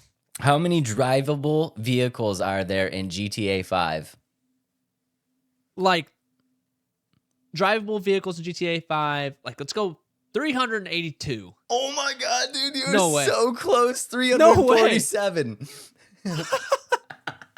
That should be a plus or minus 10. You were so close, dude. I was still off. Dude, I thought you were gonna nail it. All right, this one is, I don't know it. Stink bug or toasted marshmallow. That's a It good doesn't one. have the spots on it, really. Oh but boy. Okay.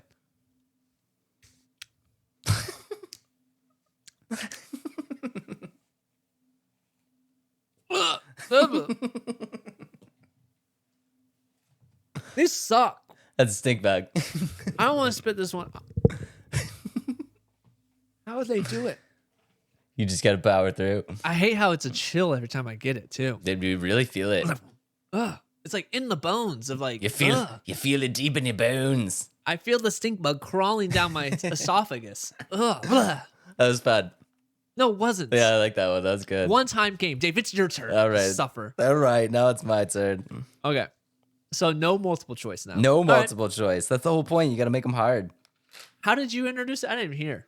Actually, Um, I was so distracted. Like, I don't want to do this, but you did I'm doing it. James Bond questions, right? I did, yeah. Ladies and gentlemen, this is the Impossible Quiz, James Bond edition. James Bond edition. Ladies and gentlemen, I don't ever say that. That's your thing. I know. Dave, it's time for you to take the impossible quiz of James Bond. James edition. Bond Impossible Quiz. Boom. I Boom. like it. James Okay. Bond, impossible quiz. Answer the question or eat a bamboozled. All right. Answer right or pay the price. Yeah, exactly. Who is the author? Who is the author that created the character of James Bond? Oh. I think once you hear the name, you're like, oh, really? Yeah, I should have known that. Arthur Charles. No shot. I made that up. Yeah, you did. Yeah. Ian Fleming. Yeah, I knew that. I knew you would know if I even Damn it. said All right. All right. Pomegranate or old Band-Aid. Oh, yeah, that one's bad. Oh, Dave, I'm sorry. Not really. You put me through it. You deserve it. Clearly a Band-Aid. Okay. Oh, ugh. Okay. Okay. That was a terrible idea. It was. It was. Which film was the very first original? All right, sorry. Which film was the very first official James Bond movie released in 1962? Oh, Octopussy? What'd you say? Octopussy. That's not a movie. It really is. The answer is no. What do you mean no? Doctor No is the answer. Doctor, no. 1962. I swear to God, that's a movie. I That's don't believe that's you. a James Bond movie. It really is. Okay. All right. All right. I guess we'll just do all bad ones. We'll just do all bad ones. Oh, Why not? you're brave than me. More Yeah. brave than me. All for the views, man. All for the views. Which one is this? Oh, here we go. All right. This is going to be black licorice or burnt Ooh. rubber. So it's going to be terrible either way. Mm-hmm. Rubber. Oh, I know does it smell like it tastes, or does it taste like it smells? I feel like I licked like the floor of a garage. Gross. After a burnout. Like, you know that Yeah. you know that smell in the shop when Yeah. you like get your oil changed? Yeah. Tastes like that. Gross. Gross. Okay. What is the most iconic model of the Aston Martin most famously associated with James Bond first appearing in Goldfinger? Oh. I don't know. The M6. The Aston Martin DB5. The DB5. I knew it was a letter Yeah. and a number. Yeah. Damn it. All right. All right, what is this one? All right, this is either banana or wet dog, I think. Yep. Hopefully you've never tasted a wet dog. It's bad, man. Wet dog was not good. This one's bad. Yeah. It literally tastes like my dog smells after a bath. This is giving the garage floor a run for its money. Yeah, it's not good. Let's continue the quiz. Which actor has played James Bond in most Which actors played the most James Bond movies of the official Eon Productions? Connery. Eh. No way. Roger Moore with 7 films. Oh my God, I forgot about Roger Moore. Sean Connery was 6. Oh, come on. Yeah. That is ridiculous. Eat it. One more to go once you figure it out. All right. Yeah, I'll do this one for you. Hmm. Where is it? Did they not give me any? Oh, is it the barf? You lucky duck. I don't know if they gave me any.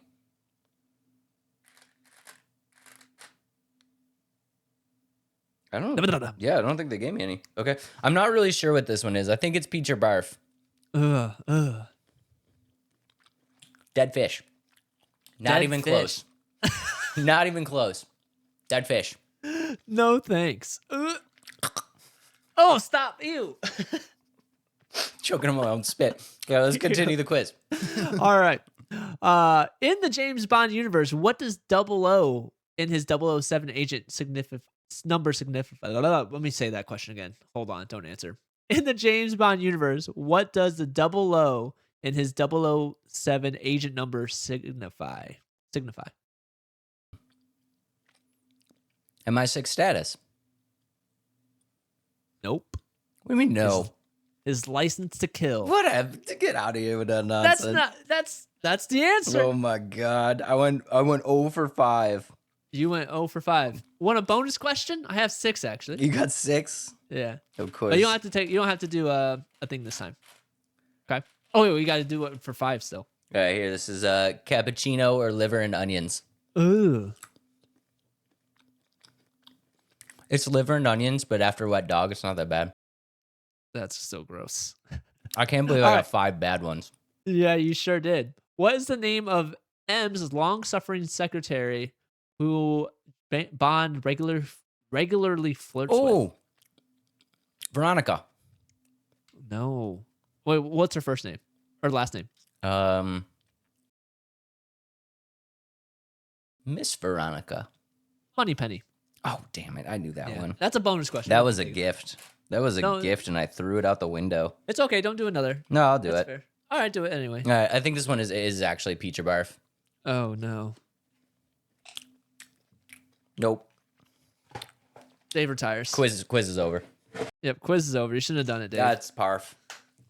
That was your own doing. Your own downfall. I did that one to myself. I think that's why it tastes bad. I'm glad I got 2 good ones, not 6 straight bad. Okay, let us know in the comments below if you like that section. We have plenty of beans. We should have done this game last because now that's all I taste when we're going to talk here. All right, let's get through our last topic of the night. John Carpenter's Toxic Commando coming out March 12th. I hate zombie games, right? Yes.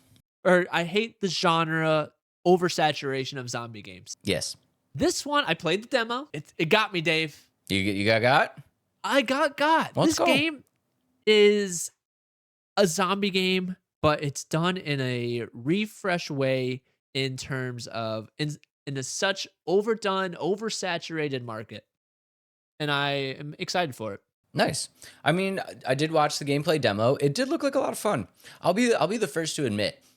I have officially checked out of zombies. Like it's been a hot minute. I think since season 3 of The Walking Dead, I have been checked out of zombies. So if zombies is your thing, not like your thing, not your guys' thing. Like if zombies is the thing, if you're a game creator and your enemies are zombies, or if you're a movie creator and your thing is zombies, I've kind of checked out on it. So it's very hard for me to get into that. But watching your let's play of the demo, I was like, this game looks like a lot of fun. And I went in there with not low expectations because I had watched it and I had been excited to try it at least. And it's a free demo. So I was like, let me give it a shot. And if I don't like it, well, no harm, no foul. But I genuinely enjoyed my playthrough for 2 reasons. One, it gave me so much more time in the game than I thought it would. I was expecting 20, 30 minutes. I even said it at the beginning of the Let's Play. I was like, oh, this will be about 20, 30 minutes. Yeah. I had 50 minutes of playing the game. Yeah, that was a decent chunk. It allowed me to play another run of it on the same mission to like explore more, do more parts of the side missions, and experience it in a different way. And I was like, wow, that's a really cool way of doing the demo. And then the second part is it had me hooked from like the moment I dropped in. Like it was no fluff. It's just like get straight to the zombie shooting. And I think that's why I was so excited about it. And kind of to my points of it real quick. One key aspect that got me into it as well is Saber. They also made Space Marine 2 and Mhm. their horde system. It's like their swarm tech is what they call it. So how many enemies kind of swarm you at once? I thought it was very well done in Space Marine 2, and that's why I was like excited about this. And the type of gunplay in Toxic Commando is more of my speed compared to Space Marine 2. I love Space Marine 2. I played pretty heavily. I put a lot of hours into it. And on the other side, it kind of had some mechanics from Mud Runner, another like I love simulator. So having that key elements of how the trucks drive and using the winch to get through the mud and things like that.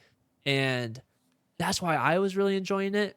And it does it very well together, if that makes sense. I mean, that was one of my questions looking at the demo was like, how does the combat and the gameplay and like specifically the gun mechanics and the vehicle mechanics feel? Like, it looked enjoyable to play, but is it enjoyable to play? I will admit when I loaded into the second like map, like after the prequel or the beginning of it, the epilogue before we got to the actual map, I was like, oh, once we get out of this, I'm not gonna need the truck. And so like as I was playing the demo, I was like, oh, I don't need the truck. And then as it like unfolded throughout the story, I was like, shoot, I need this truck. Oh, shoot.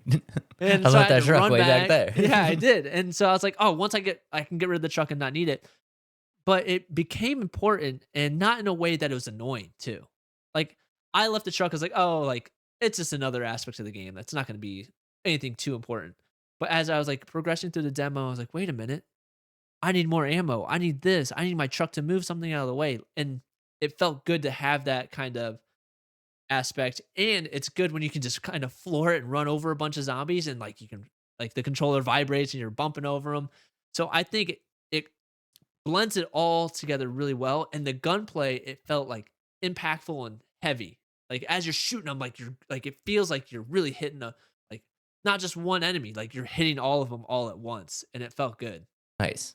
That's what I was curious about because that's what it looked like in the demo. But I was curious of how it felt. Yeah, it felt good. It felt heavy. I'll go ahead and let the trailer roll of the gameplay as we're kind of talking about it. And it's kind of a testament to like the 80s kind of feel to it as well, if that makes sense.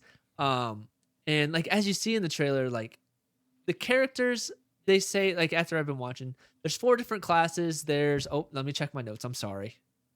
Oh shoot. Oh shoot. How dare you, Adam? How dare I check my notes? So the 4 different classes, I just don't want to say them wrong. There's the strike character, there's the medic, the operator, and the defender, and they all have different roles, obviously. So the strike, he's throwing like fireballs with heavy damage. The medic, obviously, it puts down a healing radius and things like that. The operator has like a drone that shoots and things like that. And then the defender has the bubble of like a force field. And so zombies can't get through that as you're shooting them. But as you look in the trailer, like look at the texture of like the mud and things like that.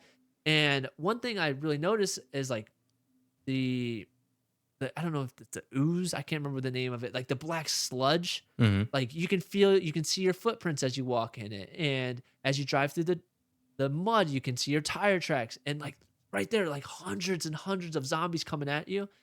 And what I was most concerned about on my computer, it doesn't handle games like this very well. Mhm. No frame drops. It was really smooth. And that's why another reason I was like, oh, it's not gonna be good for my computer. But it did well. And I was really happy with it. Nice. So One of the things I did have to, so this looks a lot like Left 4 Dead for me, for like that same kind of idea, the load in 4 people. Obviously this is going to be, you can play solo, but it's also a co-op. yeah. In the sense of playing solo, how do you feel that like your AI companions like held up with you? Were they I useful? Did they get in the way? Were they basically not even there? Like how did they feel around you? they they did feel useful, like very useful actually. There were moments where I didn't have the scavenge points to upgrade stuff, but they did, and they helped kill the zombies. They protected me and things like that. So I feel like they definitely help. But also, it's kind of one of those a player can load in and like load out, if that makes sense. So Mhm. like I can start the game with AI, and then some randoms join me and help me out. And then let's say they get disconnected or they don't like how I'm playing and they leave me, it'll go back to the AI. And Okay. so I think that it did it pretty smoothly because I in my demo playthrough actually I was playing and all of a sudden there was randoms on my team and it helped a lot to have them. So the game does focus. It's like, hey, we want you to play with the the co-op aspect, but you can play solo.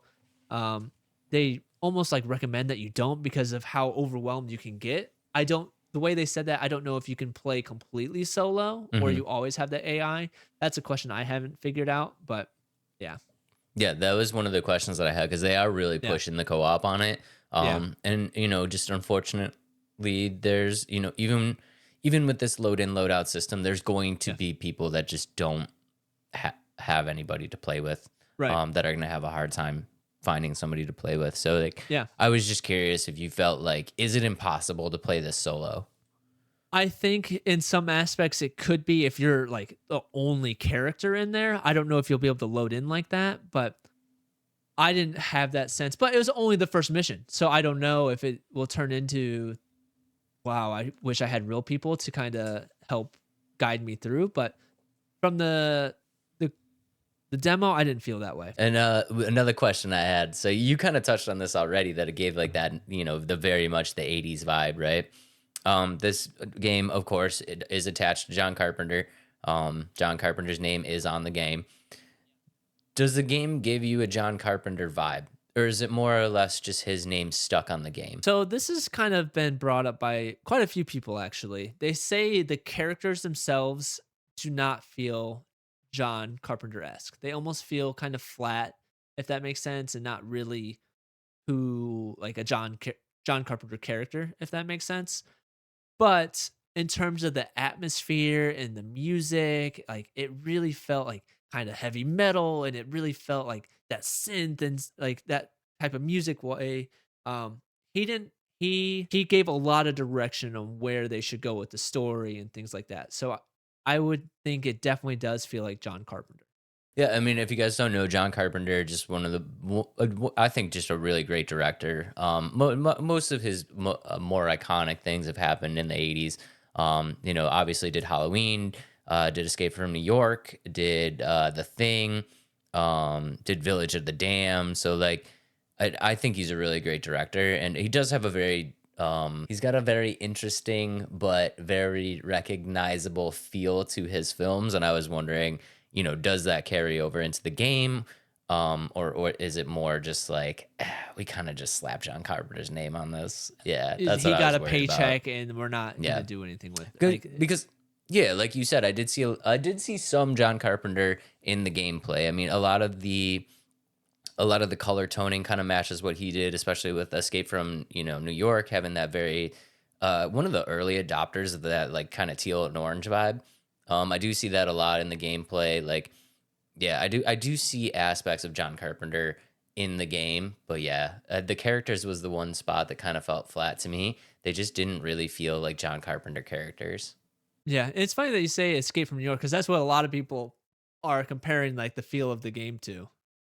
So, um, here's a couple things that are quarrels I have with it, or just things that I'm not really excited about, and that is, so I don't know if you watched too much of the gameplay. There's three different color currency things. Like there's like three different currencies you have to collect, and there's a lot of skill trees, and it's gonna get grindy. Yeah. And I don't necessarily think that's a bad thing because there are 9 maps. There are a lot of these different things, and I don't think with how much content there is, it might not feel grindy if the things you need to unlock like you don't have to go into the same mission 40,000 times to unlock it. I hope it's like scaled to match the amount of content that's in the game. Like I don't like this is my problem with Suicide Squad. I would run the same mission 30 times before I could take down the main mission, if that makes sense. And I'd have to do it at different difficulty levels. It's like, man, I'm tired of playing the same mission. So I hope that it's not going to be like that. I hope there's enough content to justify having like I hope that the currency is scaled down to match the content. Like I hope it's not overdone.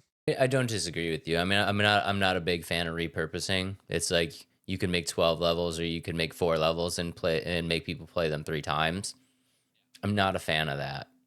Yeah, especially with my attention span. I get very, I don't want to say bored, but I get, for lack of better words, I get very bored quick.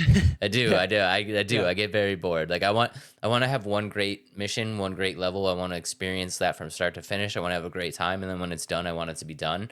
The idea of continuously loading in and doing the same thing over and over, and this is why I did have a hard time with FPS Call of Duty stuff, right? Because it's just a load in same map over and over and over. Like I get very bored of that rinse and repeat. So like, And I think you'll have some of that just because of the type of game that it is. It's a horde shooter. You're just shooting zombies over and over, which I'm okay with that aspect. But I liked a new scenery. I want new scenery. I want to continue the story. I don't want to have to wait to do this thing over and over and over before I can move on in the story, if that makes sense. That's another reason why, like with the Assassin's Creed games, it loses my interest as well because like you don't level up fast enough to just continue the story. You have to do a bunch of side quests to level up before you can like take on the bigger missions, if that makes sense. So with that game or with this, I hope it's not like that. yeah. And when you talk about the story, I mean, does you feel like there's a meaningful story behind it? Because I think a lot of people were kind of looking at this as like, okay, this is just kind of gonna be a goofy horde shooter. Like, there's not gonna be a lot of context. But in the same aspect, it's like if you don't have a meaningful story behind it, why would you bother bringing in John Carpenter? So like, I think that's what I'm curious about. Did the story feel compelling? Did it feel like there was a need to bring John Carpenter on, or do you feel like there was just I think it's hard for me to tell because the story aspect I got was only like 10 minutes, if that makes sense. There's more gameplay than story. okay? And I don't know if that's just because of the demo being the demo, if we're gonna get a lot more. But I mean, I don't think it's anything to write home about. I think it's gonna be a typical there's zombies, let's try to cure it, let's try to take them down, like story. I don't think it's gonna be much more in depth than that. But I just hope that and with the way the maps are set up, there's gonna be tons of things to do on the map. And I'm okay with that if that makes sense. Like there's different locations that go on each map, so you'll be able to find things of that like nature. So I don't know if the story is going to overall be the lead aspect of it more so than the exploration of the maps, each map. I did see a lot of people saying that the story felt very lackluster. I go I go I go both ways on this for some reason because I feel like if you're taking the time to bring in John Carpenter, I feel like the story is going to be compelling. Like it's going to be a good story. But then I'm reminded of Elden Ring, who brought in George R. R. Martin to write their story. And essentially the game it's not that it had no story, but it was a typical Dark Souls game where you really had to hunt for it. So it's like, it was kind of weird that they brought on a writer of that caliber and then still hid the story. So I was just wondering if that's kind of like the same vibe. I think where John Carpenter is kind of it's the setting and the feel of the game is probably more where he put into it. Not and I'm sure he helped guide the story in the but I don't think he was like, this is where I want the story to go. I think he was more like this was what would make it feel like a movie I would do or a game that I would like make sure to like add elements of it, if that makes sense. So but um yeah, a couple other things or just random things. I felt like when I finished the main part of the world mission, if that makes sense, I didn't side quests enough, and I thought I got overran real quick. So that's one of the things about the game that it's going to make you play a little bit more strategic and like slow pace in terms of like gathering the resources for the big fight, and I like that idea. We know you're not the hugest fan of side quests, so that doesn't surprise me. Other things, there's 16 weapon types. There's skill trees, which they explain those very well in their gameplay breakdowns and stuff like that. So we don't need to go into all that. But overall, I'm really excited about this one. It comes out March 12th. I think if I have the time, this is going to be one I want to review, to be honest. just because I had so much fun with the demo and to kind of give my full first impressions and things like that. So this could be, keep an eye out. This might be a review game. All right, last question I got for you. Mhm. Replay value. Do you think this is a one and done, or do you think this is a game you're going to play over and over? I think it depends on how much content is within each map. Story wise, I think it's one time and done. But if there's a bunch of unlockables and things like that, like the grindy aspect, and if the grindy aspect isn't so overwhelming, I'll keep playing, if that makes sense. So I hope I answered that right. Yeah, no. Okay, good. You answered it with your opinion, which is what this show is all about. Yeah. Game looks very, very cool. If you guys haven't checked out the Let's Play demo, Adam did the demo is live right now. You guys can check it out. Oh, cool. And yeah, looks very, very cool. Adam, when's it drop again? I just said it again, March 12th. March 12th. We did a bunch of games that are dropping very, very soon this week. Yeah. We have March, May, and lots of other games that we want to talk about, but not in this episode. Looks very, very cool. Be on the lookout for Adam's review and go check out the Let's Play demo live now. Boom. Adam, this game's got a bunch of zombies in it, though. Zombies. Yes, it does. A big fan of zombie games? I've grown out of it, but now this one's bringing me back. So yeah, a little bit, yeah. Okay, that's good because you are going to guess the top shoot. 10 zombie games of all time, according to IGN. Of course, according to IGN. 10 of them, huh? 10 of them on the list. Does it look like most I've played? Yes. Really? Okay. Yeah, I think so, actually. All right. And from your eyes, from somebody that... It's a good 50-50 mix. I feel like you played about half of them.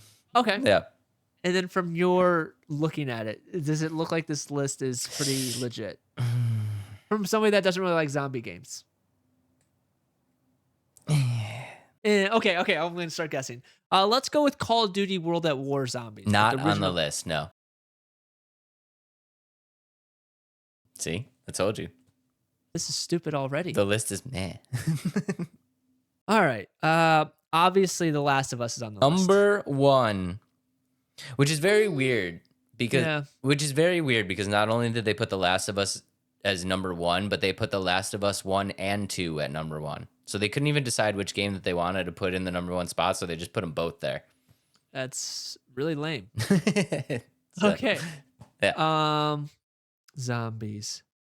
Did they put like that goofy game Plant vs. Zombies? They did. That's number 10. No way. I cannot really? believe you got that. It's number 10. I just know like that game was very well received, so I could see why it'd be on the list, to be honest. Yeah. All right. Okay. I'm happy for you, Plants vs. Zombies. Yeah, okay. way to go, Plants vs. Zombies. The fact that there's no Call of Duty zombies. Is there World or Black Ops zombies? Like any Call of Duty zombies? Nope. Wow. Really? No CODs. This is where it might go off the rails. Zombies. No Call of Duty zombies. This is really throwing me off. Let's go DayZ. No, not on the list. Not on the list. Surely they put a Resident Evil on there. Let's go. I don't know them, but yeah, let's go. They showed me a 2. Resident Evil 2. Oh, I gave it away. Yes, Resident Evil 2 is number 4, but I was letting you know they put 2 Resident Evils on the list. I know Resident Evil 4 was really well received. The remake for sure. Is that the second one? That's number 2 on the list. Resident Evil 4 remake. Okay. How many am I got right there? Is that only 4? You got 4. You got 6 left. Oh shoot. Didn't a lot of people like that? No. I'm trying to think of other zombie games. DayZ. You said no DayZ. No DayZ. What's that other? World War Z is a movie. Days Gone? No. No.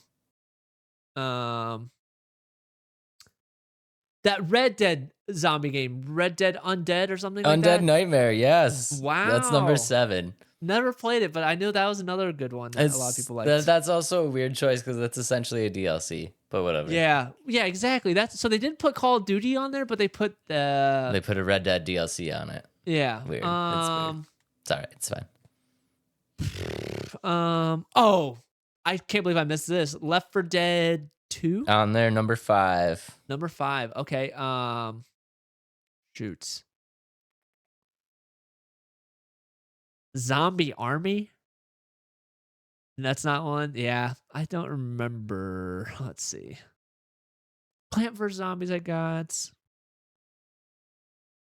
What about what's that other? Oh, Dying Light. Dying I Light? love those lists. Dying Dying Light, Light. number 3.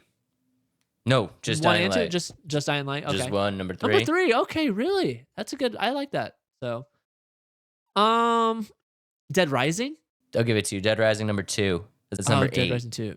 And on how many more am I missing? You got 1, 2. Only 2 left. Would you like a hint? Yeah, give me a hint. I think I'm kind of lost. One's a TV show. Oh, that Walking Dead Telltale. Yeah, Walking Dead season 1. Okay. This one I just don't know if you're gonna get. Give me another hint. Maybe I'll get it. It's a part 2. Ooh. It's an old game. Ooh, probably not. Give me what it starts with. S.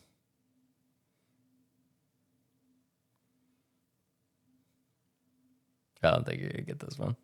Yeah, what is it? It's State of Decay 2 is number 9. Oh, that, to be honest, that's what I was kind of thinking of with DayZ and stuff like that. Yeah, I mean, you were close. Yeah. They went a little Dang bit it. older. Overall, it sucks that they left the Call of Duties out of there, but I like it. It's not a terrible list. It's not a terrible list. I mean, Yeah. I think it's Let's fine. see what some other zombie games that they may have left out. Let's see. But let us know in the comments what you think. Let us know in the comments what you guys think of the list. What's your favorite zombie game? All that good stuff. I think it's an alright list. I think it's fine. On the general consensus of IGN lists that we've done so far, it's not the worst.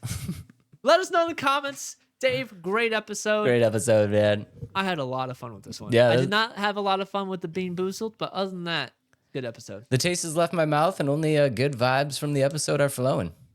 Let's go. Let's go. What you got for him? Anything? Make sure to let us. Nope. I don't know. I think I'm drugged up from these. Adam's drugged up on the Bean Boozles.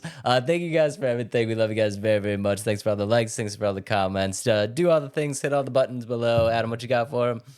Make sure to follow us on all social media platforms. Let's Talk Nerdy Podcast. Let us know the movies you want us to watch. And remember, share us with a friend. Share us a friend with a friend. Share it with a nerd. Share with a nerd. Share with a nerdy friend. We'd appreciate that. Yeah. We love you guys very, very much. Thank you for everything. And we will see y'all on the next one. Peace out, nerds. Time to go brush my teeth.